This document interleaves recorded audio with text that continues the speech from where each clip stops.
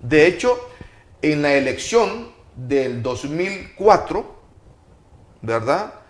Que hoy lo voy a decir con mayor libertad, el programa de cerca se convirtió en un gran problema para el gobierno, según el gobierno. En esa época, el gobierno de Paco Flores. Esto, por primera vez lo voy a contar en público. Paco Flores lanzó una campaña en apoyo a Tony Saca, ¿verdad? Que era el que se iba a elegir después de Paco. ¿Y estaba el Chafik Handal? Sí, esa es la cosa. Entonces, Chafik era el anticristo, ¿verdad? Era el que iba a hacer jabón a los viejitos, era el que iba a quemar las Biblias, era el que iba a cerrar las iglesias evangélicas. Ateo y todo. ¿Verdad? Que era ateo, ¿verdad? Que era... Bueno, y ven todo lo que le acumularon a Chafik en términos de su pensamiento, ¿verdad? De su pensamiento ideológico, marxista, obviamente. Entonces, el Camino TV era un canal religioso, recuerden. Y teníamos una entrevista de opinión y noticieros. Y sucede que Tony Saca le apostó al voto evangélico. Ya me cayó la caja del micrófono. Oh, sí. Entonces, Tony Saca le apostó al voto evangélico. Y de alguna manera, pues, un medio de comunicación como el Camino TV era un espacio importante. Un espacio importante. Era un espacio importante. ¿Quién era el candidato de la oposición con posibilidad de poder ganar? Chafik. Y Chafik estaba, digamos, catalogado como un anticristo.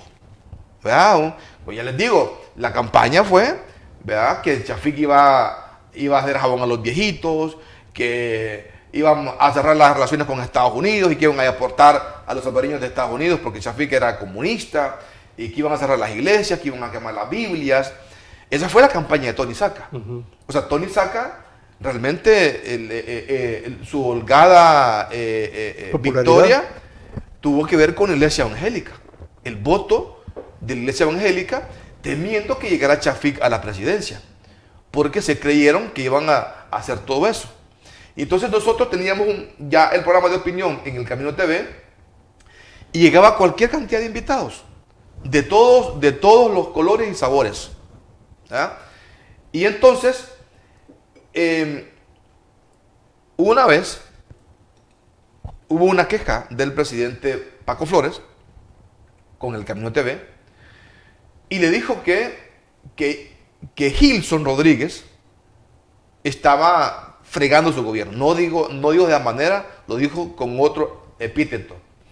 Que Gilson estaba fregando su gobierno, que entrevistaba a más gente de izquierda que de derecha. O que del gobierno. En esa época las invitaciones las hacíamos, todavía había un fax. Ya comenzaban las computadoras, ya comenzaban los correos electrónicos. Estoy hablando del 2003. Y entonces, una vez me llaman del canal y me dicen, mira, el presidente Paco Flores me llamó para decirme esto. Yo les dije, miren, no es cierto. Porque dicen que vos traes más gente del FMLN o de la izquierda, de la oposición, digamos. De la oposición, ¿vea? Ahí está todavía el Cambio Democrático con Héctor Silva, Héctor Dadiresi.